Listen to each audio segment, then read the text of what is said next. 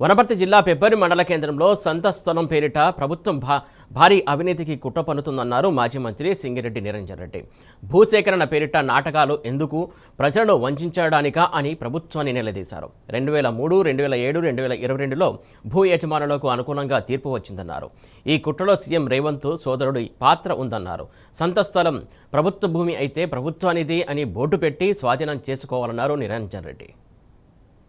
2003లోనే court తీర్పు ఇచ్చిందిరా వెధవా అని చెప్తుంటే కూడా లేదు సర్కారుదే అని మాట్లాడినటువంటి వెధవలు ఇవాళ ఏం పని చేస్తున్నారు? మరి వాళ్ళు ఏ స్థాయిలో ఉండని, ఏ పదవుల్లో ఉండని దురుద్దేశంతో దుష్ప్రచారం చేసినటువంటి వెధవనా కొడుకులందరినీ అడుగుతున్నాను నేను. ఇవాళ అది సర్కారుదే అయితే సర్కారు బోర్డు పెట్టి దాని చుట్టూ కాంపౌండ్ కట్టి పని చేయించండి. చేత కాదు, ఎందుకంటే సర్కారుది కాదు అని కోర్టులు తీర్పు చెప్పినాయి, నేను చెప్పడం కాదు. అది సర్కారుది కానీ ప్రజలది కానీ ఏ వ్యక్తిదైనా కానీ సంతగా ఉండాలని తాపత్రపడినామని నేను, యజమానులను ఒప్పించి రిజిస్టర్ చేయించిన వాడిని నేను.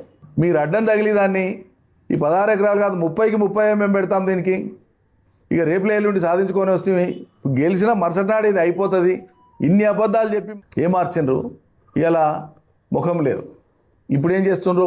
అసలు విషయం ఇది. ఇప్పుడు నేను చెప్పబోయేది, వాళ్ళు కోరింది ఏంది?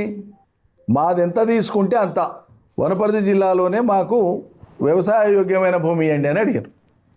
మీరు ప్రైవేట్ వాళ్ళతో కొనిస్తారా, సర్కారుది ఏమన్నా ఉంటే ఆ మండలంలో నన్ను ఉంటే సర్కారుది ఇస్తారా ఇవ్వండి అన్నారు. ఆనాడు మా ప్రభుత్వం ఇవ్వడానికే మేము ఫైల్ కదిలిచ్చినాం.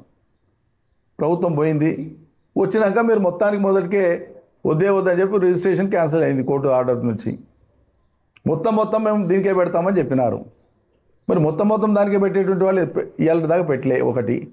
రెండోది, వీళ్ళు చేసే ప్రయత్నం ఏంటంటే సర్కారు భూమి అయినప్పుడు యజమానులకు ప్రత్యామ్నాయ భూమి మేము ఇంకో తోనిపిస్తామని మీరు లెటర్ ఎట్లా పెడతారు? మీరు ఆ ప్రతిపాదన ఎట్లా పెడతారు? ఫస్ట్ ఆఫ్ ఆల్ వనపర్తి జిల్లాలో కాక ప్రత్యామ్నాయంగా వీళ్ళకి భూమి ఎక్కడో షాద్నగర్ దగ్గరనో, శంషాబాద్ దగ్గరనో, హైదరాబాద్ పరిసరాలలోనో, ring road, outer ring road మధ్యలో ఎక్కడైనా ప్రభుత్వ భూమిని, చాలా విలువైనటువంటి భూమిని వాళ్ళకు ప్రత్యామ్నాయ భూమిగా ప్రతిపాదనలు పెట్టి ఇవ్వజూపి దాంట్లో సగానికి సగం ముఖ్యమంత్రి సోదరుడే మాకు పైరవి చేసి పెడుతున్నాడు, ఆయనకి ఇవ్వాలని చెప్పి యజమానులతో మాట్లాడారు. ఇది జరిగిన విషయం. సరే, రేపు యజమానులతో పోయి అడుక్కొని అట్లా జరగలే అని చెప్పి వచ్చి అది వేరే సంగతి. అంటే దీని పేరు మీద ఇంకో చోట భారీగా లబ్ధి పొందడం కోసం అతిపెద్ద కుట్ర జరుగుతూ ఉంది. అర్థమైంది కదా మీకు? లేకపోతే ప్రభుత్వం ఎందుకు ఇవ్వాలి? ప్రభుత్వ భూమి అయితే ప్రత్యామ్నాయం మళ్ళీ ఎందుకు ఇవ్వాలి అంటున్నా నేను. మీరు మాట్లాడింది నిజమే అయితే ఇంతకాలం ప్రభుత్వ భూమి అయితే వాళ్ళకి ఎందుకు ఇవ్వాలి భూమి? ఇంకా అవసరం లేదు కదా. భూసేకరణ కూడా చేయాల్సిన అవసరం లేదు కదా.